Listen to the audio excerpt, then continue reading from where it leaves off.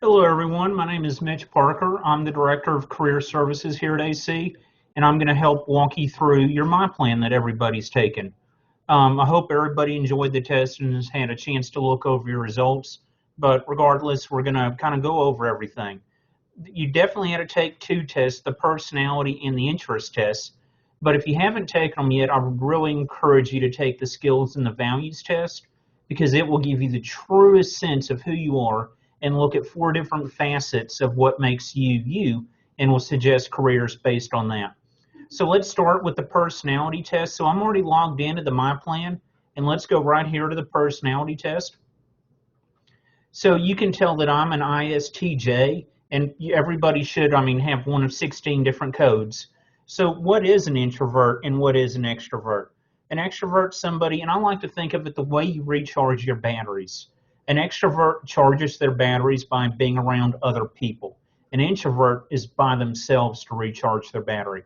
So I'm an introvert, so I have to go, to what I affectionately call my house, the fortress of solitude, and that's how I recharge my batteries.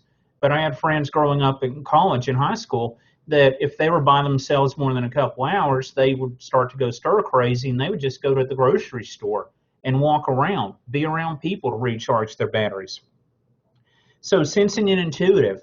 The sensing type focus on the present and the concrete information, where the intuitive type tend to focus on the future and a view more towards the possibilities. So one way I like to think of this is an intuitive type, like I'll pick on my friend again. He would always dream about, paying off his car, but he would never make plans to pay off his car. Where I'm a sensing type, I know I need to pay off my car, so I start planning in the here and now on how that can happen. I'm not worried about the future. I'm worried about how I can make my present situation better, which will hopefully, obviously, make my future better as well. So then the thinking feeling type. Thinking people tend to like to base their decisions on logic and objective analysis, where the feeling folk like to primarily based on values and how it'll concern other people. So one way I like to think of this is a thinking type person will, to borrow an expression, is the needs of the many outweigh the needs of the few. So let's say there's 100 people and I'm making a decision for them. Well, if three people, it's going to be real unfavorable for them. As a thinking type person, I'm still probably going to make that decision because it's going to be the best for the most amount of people. Where a feeling type person couldn't do that or wouldn't do that, probably is a better way to say it, because those three people are every bit as important as the 100 other people. And finally, the judgment and we're judging and perceiving. Judging folks live a very ordered life. If you make lists, you're a judging type person. If you plan a vacation and you know where you're going and you know the hotel you're staying at and you probably have an idea of what you're going to do, you're definitely a judging type. The perceiving type folks tend to fly a little more by the seat of their pants. They're the type of people that just jump in the car and go to the airport and I want the first plane going somewhere. They tend not to enjoy plans and it can kind of stifle them. They really like to leave their options open. So having said all that, let's go look at the career match right here for the personality type report. So I'm waving my mouse over it. So let's click on the career match. And I'm sorry, folks, our internet's a little slow today. So, and look right here, this is very important. What education? So right here, this is based on a 2-year degree. We have an option for a 4-year degree and then a graduate degree. So, a master's, doctorate, JD, MD, something like that would be the graduate or professional degree. So let's just pick on the 4-year degree. I'm going to get my bachelor's. So let's tell it to go. And I'm sorry again, our internet. There we go. Okay, so let's say forensic science technicians. So what this means right here, then the way I like to think of this is 97% of people that are an ISTJ are very, very happy in their job. Oh, somebody says it's blank on their end.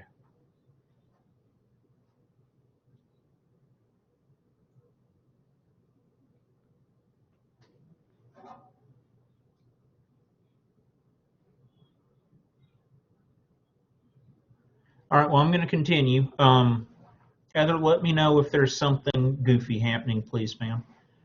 So anyhow, you can click on it, you know, and okay, thank you. Um, so again, you can click on it. Like 97% of the people that are in ISTJ are very happy in the job. So like, let's click on an actuary, just for an example.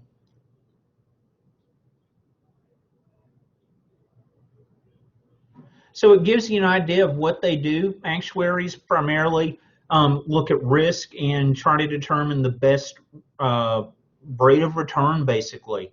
So it'll tell you, you know, the job requirements, the education, the training. This can be very important as well, the related careers. And we're going to go into a bit more detail on the career part and what they do, and to make sure that you're getting into a career that is growing, because, you know, you probably I would encourage you to do that, as opposed to a career where there's losing more jobs. Oh, excellent, Joe. So then let's just look right here at the salaries, because this is an important aspect, and this is, I believe, one of your requirements of your class. So if you click on salaries and then click right here by the salary by state or region, I'm hovering my mouse over it. So you got all the different states right here. Well, we're in Texas, so let's go to that. So here's Texas. So here's the different cities where there's actuaries. Now you notice that Amarillo is not one of those choices. Well, what that means is if you want to be an actuary here, more than likely you're going to have to move. Now I'm not saying you'll have to move, but more than likely you will, because there's not enough actuaries here in town to give you information on their salary and info. But like, let's just say you wanted to do this. Well, in Dallas, an actuary averages $111,000 a year. Now, again, that's the average salary. So that's what somebody's potentially been in the career path for a long, long time. So starting out, you probably want to look at the level one, the $62,600, which is still a very healthy salary, because that's probably where you're going to start at. You're not going to start at $182,000, which is level five, which is probably somebody that's been in the career a long, long time and probably moved up in responsibility and is, you know, maybe the vice president of risk at, you know, farmers insurance, for so to speak. So that's just the real quick summary of the personality. The other one you have to take is the interest, and we're going to talk about that. But I really am going to spend most of my time focusing on the composite score, because again, that looks at every facet of your testing that you took. So if you took 2 tests, it's going to look at 2 tests. If you took at all 4 tests, it's going to look at all 4. But still, let's look at the interest test right now. So these are based on Holland's codes. And, you know, they are what they call the RISEC, the realistic, investigative, artistic, social, enterprising, or conventional. So you're you typically look at your top 2 types to determine your best, you know, match. So you can see that I'm an investigative and a conventional. But what do all those mean? Well, we're going to start with R, realistic, and another word to describe those folks would be the doers. They're people that have typically athletic abilities. They prefer to work with objects, machines, tools, plants, animals. Oftentimes they enjoy being outdoors. Investigative folk are also known as the thinkers. They're people who like to observe, learn, investigate, analyze, evaluate, and solve problems. Artistic are the creators. So, you know, you think your actors, your drama teachers, your graphic designers, those kinds of folks. But there are people who have artistic, innovating, or intuitional abilities. That's a hard word. And they prefer really working in unstructured environments and situations and using their imagination. So the social, also known as the helpers, teachers, counselors, those kinds of things. And these are people that like to work with people to enlighten, inform, help, train, or cure them. And oftentimes they're very skilled with words. Enterprising are also known as the persuaders. They're people that like to work with, again, people, but they enjoy influencing, persuading, leading, managing, often the organizational goals and those kind of things.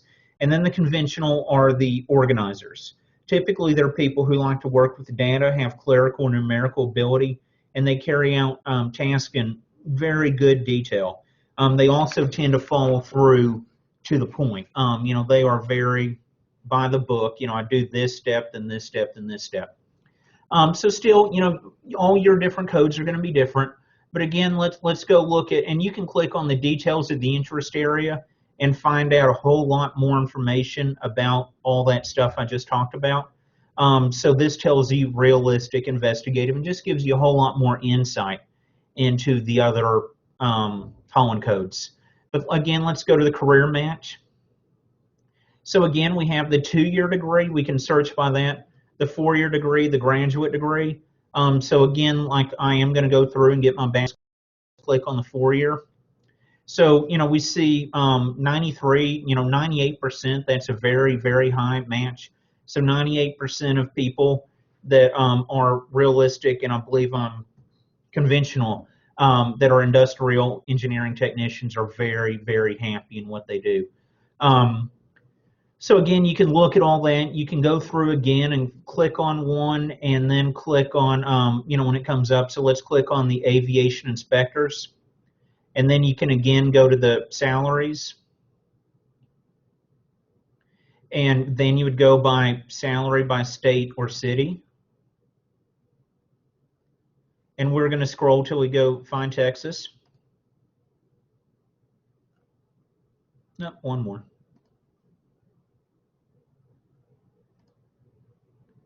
Again, we don't see Amarillo here. So if there's probably not a lot of aviation inspectors, obviously we don't have a very large airport, and a lot of these cities have decent sized airports, except I guess Longview really doesn't. But all the others, have good international, potentially intercontinental airports. But again, we can get an idea of what they make. So, for Dallas-Fort Worth, you're going to start $35,000-ish to somewhere between 35 and 45, more than likely. But again, you can look at all that. So now let's go to the most important piece, the composite score. Again, because I took all 4, this is not only looking at who I am based on my personality, it's also looking at my skills, what I'm good at, what I value, and my interests, so what interests me. So I'll get the truest sense of everything together. And I would really encourage you to look at all 4. So we're waiting for that to come up. All right, so again, look, right there for the 2-year degree, aviation inspectors, construction and building instructors, agricultural inspectors. So that's for the 2-year. But let's say you're fired up and you're going to get your master's degree or higher. So now it's animal scientist, corners is my second highest, microbiologist. So let's pick on the corner real quick. And again, this is the 4-year, or this is the professional degree, so this is the master's or higher.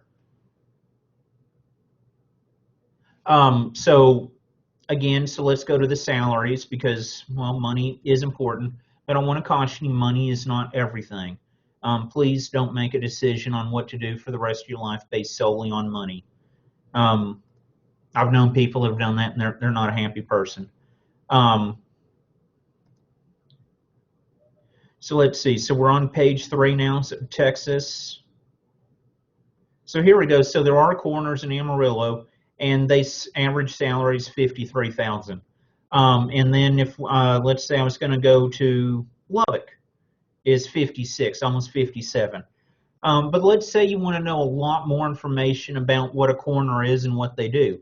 So what I'm going to do is I'm just going to copy and paste this. And please go, and you can Google this, the Occupational Outlook Handbook. So what we're going to do is we're going to search right here, the Occupational Outlook Handbook. We're going to type in corners. We're going to click the search button. So this is forensic science technicians. So right now that's the closest one that comes up. So let's click on that. Okay, so right here, this is a good career right here because look at the job outlook from 2014 to 2024. This is growing 27%. which means there's a tremendous amount of growth in the industry. And, right here, at least for the forensic science technicians, it's only requiring a bachelor's degree, which is just amazing that, it's growing that well. So what happens when a job's growing very well? Well, not only does it mean that you're going to have a much higher likelihood of finding a job in the town you want to live in, but it's probably going to pay a much better salary. And in fact, sometimes you'll even have employers in a bidding war over you for a signing bonus. I had a buddy just finish his bachelor's degree this December in accounting, and he had a bidding war for his services go up to $25,000 as a signing bonus between two of the big accounting firms. But that's that's a position that's growing very fast, and he loves accounting. It's not for me, but he's great at it and loves it. So that's aces for him. But you can really go find out a lot more about all this: the job outlook, the national pay, how to become one, what the work environment's like. That's something else you would want to look at. So let's look over here at the similar occupations, and right here I'm going to move my mouse for a second so you can see the box. So the similar occupations. So this is biochemists or biophysicians, technicians, chemical technicians. So oftentimes you might go, that coroner, that does whatever doesn't sound like exactly what I want to do, but you might be able to find it right here. And oftentimes these related occupations are so similar that your personality, your interests, your values, your skill set, all this will oftentimes still go very, very well into it. So that's the basics. I think that could answer all of your questions. Lana, if there's not something that I have covered, if you type me a question, I'll be happy to go over it. In the meantime, what I want to do is I want to show you real quickly our Career and Employment Services website. So if you want to come talk to us, here's actually, we're going to first click on the students and alumni. So if you want to come talk to us, we do, career counseling. So we're happy to sit down with you and really talk to you about everything. One of the nice things that career counseling can offer us an opportunity is you can come in and tell me, like, well, Mitch, I really want to find out more about X, Y, and Z careers. Well, I can reach out to some employers in the region or the town here and try to find somebody you could go job shadow with. I've found that job shadowing is extremely helpful. In fact, way back when I was just in high school, I thought I wanted to be a rad tech, a guy that takes pictures of, bones, broken bones, that kind of thing. And I actually went to the hospital and I found somebody, a rad tech, that would be happy to help me. And I went around and followed them for a couple of hours and went in the x-ray room as they did all that stuff. So it was really, truly just an absolutely great opportunity. And I found out real quickly, even though I thought that was the career for me, it wasn't. So I'd really recommend trying to find some job shadowing. That way you don't go too far down the rabbit hole as far as your education before you realize that maybe that's not the job or the career for you. So we also help with resumes. Actually, what I've done recently is I've created a bunch of sample resumes, and as I stay here, I'll continue to update degree-specific resumes. But you can click on this. It opens up in a Word document, so it allows you to change everything. So I already have a lot of great information there for you, and then you can just go in and tweak it. It really cuts down on a lot of the work, and another reason I really like it is it's done in a way that employers find very appealing. So I'm not asking you to recreate the will. You've already got a perfectly good will, and you just may need to make it applicable for you. But of course, while a great-looking resume will get you the interview will get you the job. So interviewing is just very, very important. So right here we have, you can download, you can click on this, and it'll pull up a list of, I think, 30 behavioral interview questions. More and more employers are going to behavioral interview questions, and that's tell me about a time you had a conflict with a coworker and what happened. And then I have embedded a video on how to answer behavioral questions. I've also done that with just some common interview questions, questions to ask the interviewer. It's always very important to ask every interviewer questions, but never, please, in that first interview, ask them, well, how much does it pay? How much vacation do I get? Just please, please, please never do that. That's perfectly acceptable for the second, but probably the third interview, or when they extend an offer, something like that. That's when you can talk about that kind of stuff. And then there's often illegal interview questions. Oftentimes recruiters or hiring managers will ask these, not with any malice in their heart, not being mean, or they just might not know that it's an illegal question. But there's graceful and tactful ways to step around their question where you're still answering it, but you're not really letting them get away with it. For example, where were you born is an illegal interview question because that's getting back to national origin. So a good way to answer that would be I'm 100% eligible. I'm a natural citizen. I'm a U.S. citizen. I'm absolutely eligible to work here. So however you'd want to answer that, but you don't have to tell them, well, Dallas, Texas. But we give you some information for preparing for the interview. During the interview, make sure you wear the right clothes. Then, what to bring, what to do after the interview. Please send thank you notes or thank you emails. What do the employers look for? Reasons employers do not hire candidates. Again, all this is just right on the students and alumni portal or page. Job search strategies. So we really talk a lot about different ways to find jobs. Something I'd like to encourage you to do now is start building your professional network. Networking is huge. 75 to 80% of all jobs are not posted. So it is straight through the grapevine, somebody that knows you or somebody that you know. So LinkedIn is the professional networking thing. It's I like to call it Facebook with a briefcase. So it's professional networking.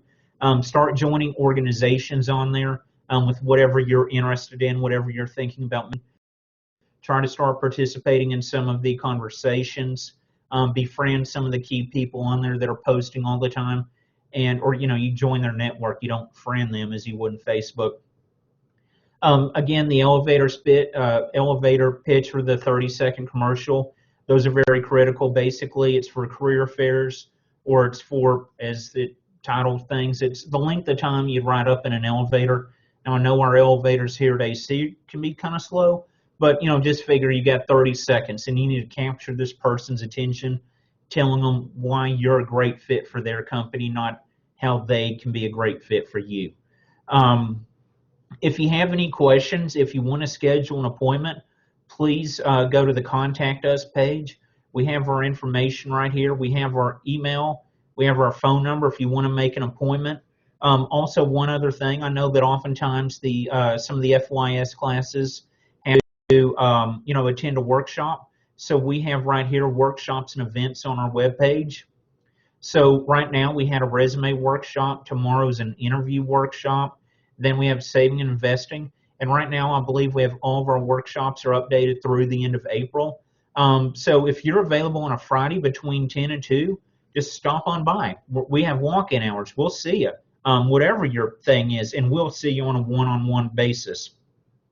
These other things, so like the interviewing workshop that's tomorrow, it might just be you, it might be 10 people. But regardless, we will still give you some wonderful, wonderful information. I think I've covered everything. I think that will completely help you answer all of your questions. I encourage you to come by the Career Center. We are here to help you, regardless of if you're a first-year student or even if No, I didn't. graduated 15 years. So I'd like to thank you very much for your time. Y'all have a wonderful evening, and I look forward to seeing everyone.